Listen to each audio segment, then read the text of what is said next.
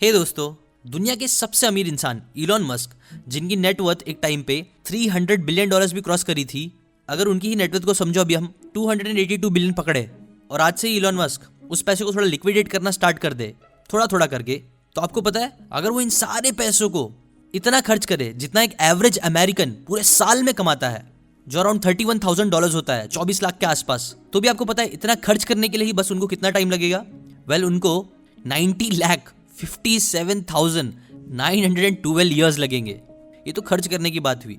अगर कमाने की बात करें तो अगर आप किसी तरीके से जितना एवरेज अमेरिकन कमाता है उतना कमाना स्टार्ट कर दो और उसकी 50% इनकम भी सेव करना स्टार्ट कर दो, तो आपको पता है इलॉन मस्क जितनी नेटवर्थ बनाने में आपको कितना टाइम लगेगा? 4.5 मिलियन ईयर्स। देखो, लोग है ना यूजुअली मिलियन और बिलियन के बीच का डिफरेंस समझ नहीं पाते हैं। मिलियन और बिलियन के बीच का डिफरेंस उतना ही है जितना 0 to 999 मिलियन डॉलर्स का डिफरेंस होता है। शायद आपको एक थोड़ा कंफ्यूजिंग लगे, बट बात यही है ना कि मिलियन और बिलियन का डिफरेंस बहुत ज्यादा होता है। लोग आजकल बड़े आसानी से बोल देते हैं कि मैं भी एक दिन बिलियनर बनूंगा, बट वो समझते नहीं कि एक्चुअली बिलियन डॉलर्स होते कितना है। बहुत ज्यादा होता है। आप जाके सिर्फ गूगल करके चेक करना तो आपको पता चलेगा कि एक्चुअल में बिलियन डॉलर्स कितना ज्यादा होता है मिलियन के कंपैरिजन में, जो कि बहुत सारे लोगों के लिए बनना नियरली इम्पॉसिबल है। अच्छा, चलो बिलियन साइड में रख के मिलियंस की ही बात करें तो आपको लगेगा कि चलो आप मिलियनर तो आराम से बन ही सकते हो, राइट? चलो इसको भी कैलकुलेट करके देखते हैं। अगर आप महीने के 1 लाख भी कमाते हो और सारे के सारे पैसे बिना खर्च किए सेव करना स्टार्ट करते हो, तो भी आपको 700 से ज्यादा साल लग जाएंगे $1 मिलियन बनाने में, जो कि इंडियन रुपीज में अराउंड 7.9 करोड़ रुपीज होता है। और अगेन यहाँ पे मैंने कॉस्ट ऑफ लिविंग, खाना पीना, रहना, कपड़े, ये सारे खर्चे तो इंक्लूड भी नहीं करे। और देखना, इसी रीजन की वजह से ही आज के इस टाइम पर पूरी दुनिया में टोटल मिलियनर्स का जो काउंट है ना, वो 56.1 मिलियन ही है, जो कि पूरे वर्ल्ड के 8 बिलियन लोगों की पॉपुलेशन में सिर्फ 1.4% होता है। यानी अगर आप भी एक मिलियनर बनना चाहते हो तो आपको इस 1.4% क्लब में आना होगा, जो आना सच में बहुत मुश्किल है। अब देखो, ये सारे डेटा बता के मैं आपको डिस्करेज नहीं कर रहा हूँ, बस मैं आपको रियलिटी बता रहा हूँ ताकि आप इस रियलिटी को समझ पाओ, उसके हिसाब से प्लान और एक्शंस ले पाओ, और जो इस वीडियो में मैं आपको बात बताने वाला हूँ वो सारी चीजें समझ पाओ और उनके ऊपर एक्शन लो, बिकॉज तभी जाके आप सच में एक मिलियनर बन पाओगे और may be even a billionaire. देखो ना, रॉबर्ट कियोसाकी भी ना एक इंटरेस्टिंग सी बात बोलते हैं। वो बोलते हैं देखो, रिच होना एक तरफ और दूसरी तरफ वेल्दी होना, ये दोनों काफी डिफरेंट चीज होती है। कई बार लोग बस रिच बनने पे फोकस करते हैं, जबकि आपको बनना चाहिए वेल्दी। और वेल्थ को आप डिफाइन कर सकते हो कहीं ना कहीं टाइम से। जैसे कि फॉर एग्जाम्पल अगर इलॉन मस्क की बात करें हम, तो उनके पास इतने पैसे हैं कि वो अपनी पूरी जिंदगी बिना काम करे, बिना कुछ करे भी आराम से बिता सकते हैं। इवन उनको लाखों साल लग जाएंगे अपने सारे पैसे खर्च करने में। आप बोल सकते हो उनके पास लाखों साल का पैसा पड़ा हुआ है। ऐसे आप भी पहले डिफाइन करो कि आप कितने वेल्दी हो। अगर आज आप काम करना बंद करते हो तो आपकी सेविंग अकाउंट में आपके पास एसेट्स कितने हैं, जो आपको आने वाले कितने टाइम तक सर्वाइव करने में आपकी हेल्प करा सकते हैं? 1 महीना, 2 महीना, 10 महीना, 1 साल, 10 साल। बिकॉज देखो, सच में अगर आप वेल्दी बनोगे ना, तभी आप इस 1.4% क्लब में आ पाओगे। और ये सब चीज अचीव करने में आपको काफी हेल्प भी मिलने वाली है आज के इस वीडियो से। ऑथर थॉमस जे स्टैनली भी आप बोल सकते हो काफी इंटरेस्टेड थे ये जानने में कि कुछ लोग ही क्यों इतने मिलियनर और बिलियनर बन पाते हैं, क्या ऐसी बातें होती है जो उनको मिलियनर बिलियनर बनाती है। तो ये चीज करने के लिए उन्होंने क्या किया, वो है ना सभी अमीर लोगों के पास जाने लगे, उनके इंटरव्यूज लेने जाने लगे, सभी मिलियनर्स के। नाउ यूजुअली जो मिलियनर्स दिख के आते हैं वो कहाँ दिख के आते हैं? यूजुअली वो लोग पॉश एरियाज में रहते हैं, जहाँ महंगे महंगे घर होते हैं, ये सारी चीजें। तो जब वो इंटरव्यू लेने वहां पहुंचे ना, वहां गए ना, उन्होंने अलग अलग लोगों के इंटरव्यू लिए, तब उन्हें बहुत इंटरेस्टिंग सी बात समझ में आई। उन्हें समझ में आया ना कि हाँ, कुछ लोग थे जो सच में काफी अमीर थे, लेकिन उनमें से बहुत सारे लोग थे जो दिखने में तो रिच थे, उनके घर बहुत महंगे महंगे थे, उनका रेंट बहुत ज्यादा था, उनकी गाड़ियां बड़ी महंगी महंगी लीज पे ली हुई थी। मतलब वो लोग कहीं ना कहीं रिच तो जरूर थे, बट जब बात वेल्थ की आती थी ना, तो वो लोग काफी पुअर थे। वो लोग के पास ज्यादा पैसे नहीं थे कि वो लोग यही लाइफस्टाइल कई सालों तक सर्वाइव कर पाए। इसके अपोजिट जब उन्हें कुछ डेटा मिला और फिर वो जब ऐसे लोगों के पास गए जो सच में मिलियनर्स थे, तब उनसे जब वो मिलने गए, तब उनको दिखा कि ये जो मिलियनर्स थे ना, जिनके पास एक्चुअल में वेल्थ थी, वो लोग एकदम आम से नॉर्मल घर में रहते थे, नॉर्मल सोसाइटी में रहते थे। वो लोग दिखने में इतने ज्यादा रिच नहीं थे, उनके कपड़े नॉर्मल से थे, उनकी गाड़ियां नॉर्मल सी थी, और वो लोग इतना एक्स्ट्रा स्मार्ट और ये सारी चीजें भी नहीं थी, बट स्टिल वो लोग अमीर थे। तो जब उन्हें ये चीज पता चली तो उन्हें काफी शॉक हुआ। वो और ज्यादा क्यूरियस हो गए कि ये लोग कैसे अमीर बनते हैं इतना, ये लोग तो दिखते भी नहीं है अमीर। तो इसका ही रिसर्च करके उन्होंने पूरी एक बुक लिख डाली जिसका नाम है मिलियनेयर नेक्स्ट डोर, जो काफी अच्छी बुक है। और एक और बहुत अच्छी बुक है जिसका नाम है रिच डैड पुअर डैड, जो वन ऑफ माय फेवरेट है। इन दोनों बुक की लेसन्स ही आज मैं आपके साथ इस वीडियो में शेयर करने वाला हूँ, जो आपको भी 1.4% क्लब में आने में हेल्प करेंगे। देखो, रॉबर्ट कियोसाकी की बात करें तो, जो रिच डैड पुअर डैड के ऑथर है, वो जब अपने लेट 20s में थे ना, तब उनका बहुत ज्यादा मन था कि वो पोर्शे खरीदे।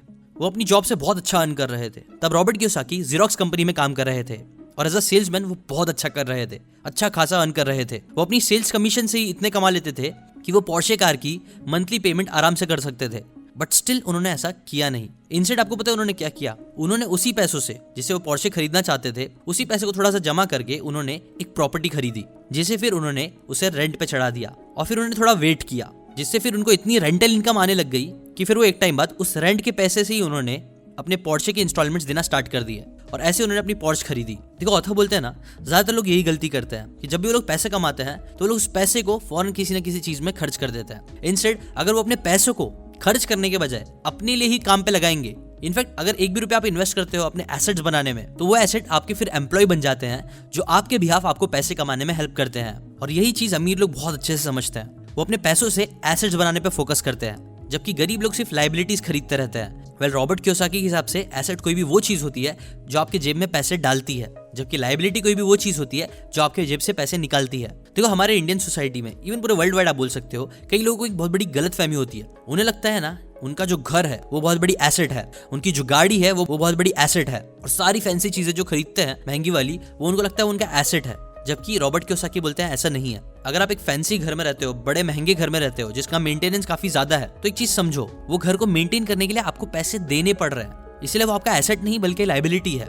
कार को भी मेंटेन करने के लिए, पेट्रोल भराने के लिए, हर चीज करने के लिए उसमें पैसे डालने पड़ते हैं, जेब से पैसे जाते हैं, इसलिए वो भी एसेट नहीं है। जबकि अगर आप प्रॉपर्टी खरीदते हो और उसे रेंट पे चढ़ा देते हो तो फिर वो प्रॉपर्टी आपका एसेट बन जाती है, क्योंकि वो आपके जेब में पैसे डाल रही है। गाड़ी की भी बात करें तो गाड़ी भी अगर आप रेंट पे दे देते हो, उसका अगर आपको भाड़ा आता है मंथली, तो फिर वो आपका एसेट बन जाता है। अगर आप किसी कंपनी के एसेट्स खरीदते हो, या इवन अगर आप अपने दिमाग में भी इन्वेस्ट करते हो, अगर आप अपनी स्किल्स को इंप्रूव कर रहे हो, अगर आप अच्छी अच्छी चीजें सीख रहे हो जो फिर आपको फ्यूचर में ज्यादा पैसे कमाने देगी, वो चीज, वो नॉलेज, वो स्किल्स, तो भी आप एसेट में इन्वेस्ट कर रहे हो, क्योंकि ये सारी चीजें, नॉलेज और स्किल्स आपको बाद में पैसे कमा के देगी, एज एन एसेट बनेगी। तो इसीलिए पहली चीज तो यही फोकस करो कि आप एसेट बिल्डिंग पे फोकस करो। ये जितने लोग भी अमीर बनते हैं ना, वो लोग एसेट बिल्डिंग पे फोकस करते हैं, तभी जाके वो लोग अमीर बन पाते हैं, सिर्फ पैसे कमा के खर्च करके नहीं। इसके बाद एक और लेसन आता है, आपने ये चीज सुनी होगी ना, never put all your eggs in one basket.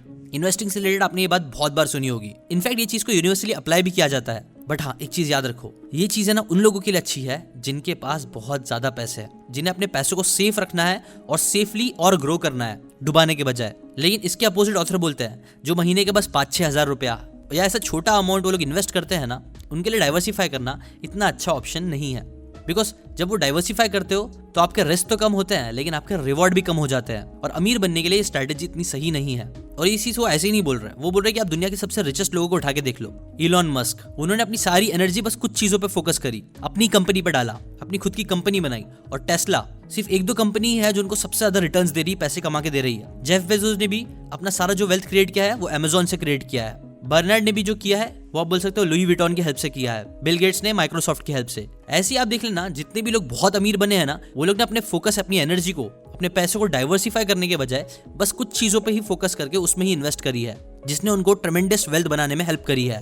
In fact Warren Buffett खुद भी बोलते हैं कि wide diversification is only required when investors do not understand what they are doing, जो मैक्सिमम लोगों के लिए सही है, क्योंकि मैक्सिमम लोगों को पता ही नहीं होता कि वो लोग क्या कर रहे हैं, किधर इन्वेस्ट कर रहे हैं, कहाँ उनको इन्वेस्ट करना चाहिए, नहीं करना चाहिए, उनकी नॉलेज ही नहीं होती, उनको पता ही नहीं होता है, वो सिर्फ स्पेक्यूलेट कर रहे होते हैं। इसलिए उन लोगों के लिए भी डाइवर्सिफिकेशन अच्छा है। लेकिन अगर आपके पास अच्छा गोल है, आपको समझ है इंडस्ट्री के बारे में, पूरी कंपनी की अच्छे से आपने वैल्यूएशन की है, फंडामेंटल एनालिसिस किया है और बहुत सारी चीजें आप समझते हो अच्छे से, तब आपके लिए समझदारी से कुछ कंपनी में इन्वेस्ट करना आपको ज्यादा रिटर्न देगा कंपेयर टू डाइवर्सिफाई करने के। फॉर एग्जांपल, अगर आप निफ्टी 50 में इन्वेस्ट करना स्टार्ट करते हो 5 साल के लिए, तो वहां आपको समझो 80% ग्रोथ तक देखने मिल जाएगी। वहीं अगर आप अपना सारा पैसा 50 कंपनी में डाइवर्सिफाई करने के बजाय अच्छे से रिसर्च करके बस 1-2 अच्छे बिजनेसेस में पैसे डालते हो, जैसे कि इन्फोसिस हो गया, TCS हो गया, मैं बस ऐसी एग्जांपल दे रहा हूँ, ये कोई रिकमेंडेशन, स्टॉक रिकमेंडेशन नहीं है, मैं बस ऐसी एग्जांपल दे रहा हूँ। तो ऐसी कंपनीज में इन्वेस्ट करके आपको कई बार 150-200% तक की भी ग्रोथ देखने मिल सकती है।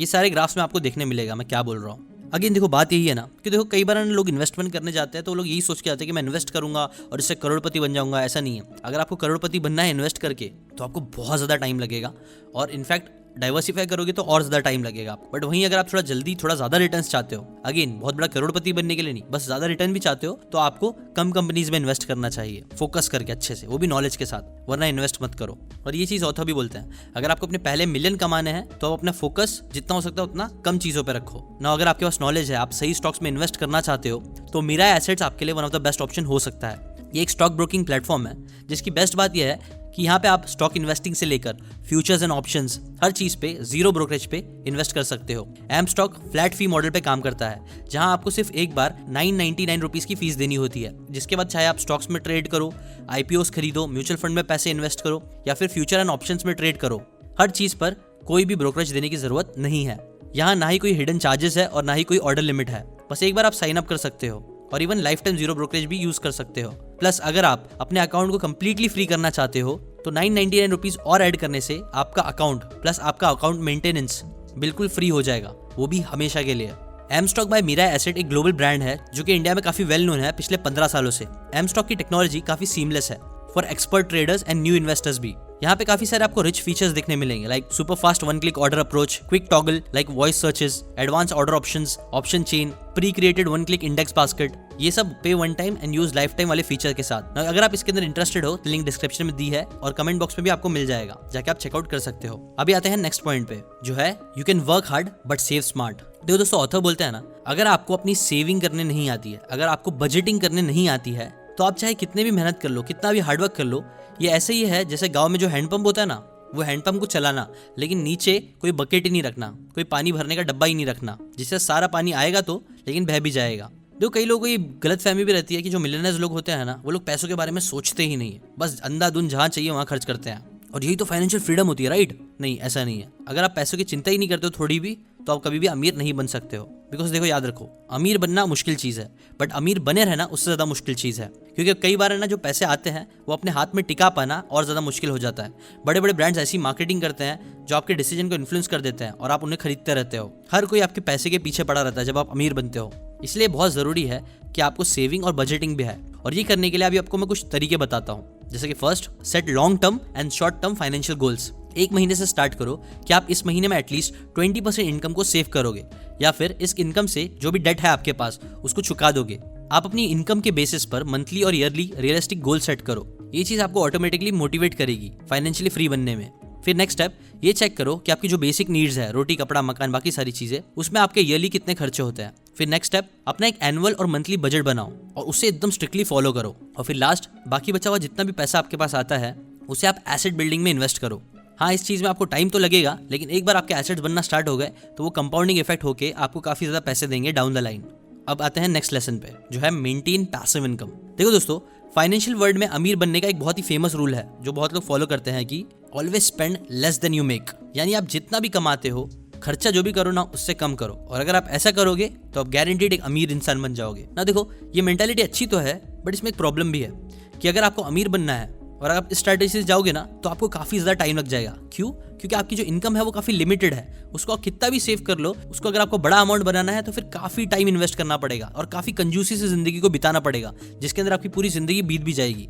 इससे बेटर ना एक और अप्रोच है, एक और रूल है जिसे बोलते हैं make more than you spend. मतलब यहाँ पे बात हो रही है एक अलग ही माइंडसेट की। माइंडसेट ये है कि आप अलग अलग सोर्सेस ऑफ रेवेन्यू बनाओ। आप इतनी इनकम कमाओ अलग अलग जगह से कि फिर जो आपकी स्पेंडिंग है ना, अगर वो आप नॉर्मली करो तो आपको जरा भी फिक्र करने की जरूरत ना रहे।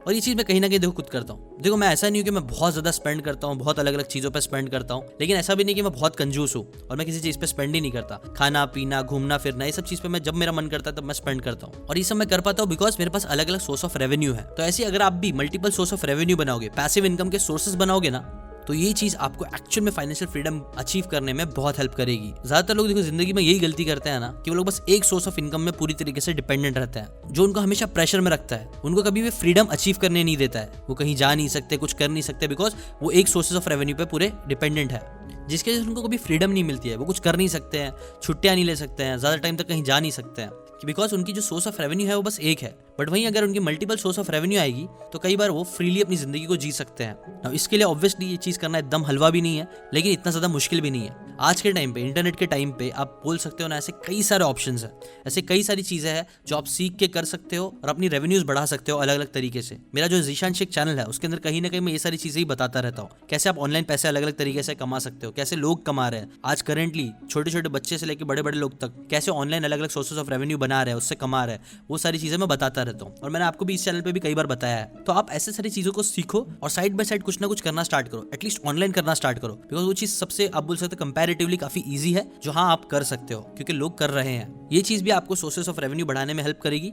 जो फिर आपको अमीर भी बनाएगी और फाइनेंशियल फ्रीडम अचीव करने में भी हेल्प करेगी। ये थे वो 4 लेसन जो मेरे हिसाब से आपको फॉलो करना पड़ेगा अगर आप अमीर बनना चाहते हो, बिकॉज यही करना स्मार्ट वर्क है। सिर्फ हार्ड वर्क करते रहोगे तो कितना भी टाइम लगा लो, सालों साल लगा लो, आप इलॉन मस्क जैसे अमीर कभी नहीं बन सकते हो। लेकिन हाँ, आपको ऐसा स्मार्ट वर्क करना पड़ेगा। फर्स्ट लेसन, आपको एसेट बिल्डिंग पे फोकस करना पड़ेगा। सेकंड लेसन, आपको ज्यादा फोकस करना पड़ेगा कुछ चीजों पे, डाइवर्सिफाई वाली मेंटालिटी के बजाय। जब आप अमीर बन जाओगे तो वो डाइवर्सिफाई यूज करना, बट अभी के लिए आप फोकस नैरो रखो, कुछ चीजों पे ही फोकस करो। फिर आप हार्डवर्क तो करो, लेकिन उसके साथ स्मार्टली सेव करना भी सीखो, वो चीज आपको हेल्प करेगी। और फिर उससे ही कनेक्टेड एक और चीज है कि आप मल्टीपल सोर्सेज ऑफ रेवेन्यू बनाओ, पैसिव इनकम के सोर्सेज बनाओ, जो आपको फाइनेंशियली फ्री होने में हेल्प करे, एक फ्री लाइफ जीने में हेल्प करे। और लास्ट 5वां लेसन मैं चाहता हूँ कि आप कमेंट करके बताओ कि आपको क्या लगता है, आपको 1.4% क्लब में आने के लिए क्या क्या चीज को फॉलो करना जरूरी है। कमेंट करके जरूर बताना। अभी के लिए बस इतना ही। अगर आप एमस्टॉक में इंटरेस्टेड हो तो उसकी लिंक डिस्क्रिप्शन और कमेंट में दी हुई है। और अगर आप ऐसी बुक की समरी फ्री में लेते रहना चाहते हो, फ्री में बुक की बातें सीखते रहना चाहते हो, अपनी लाइफ को इंप्रूव करना चाहते हो, तो चैनल को सब्सक्राइब करके बेल आइकन जरूर दबाना। मैं आपके लिए ऐसी इंटरेस्टिंग वीडियोस लेके आता रहूंगा। अभी के लिए बस इतना ही। Thanks for watching.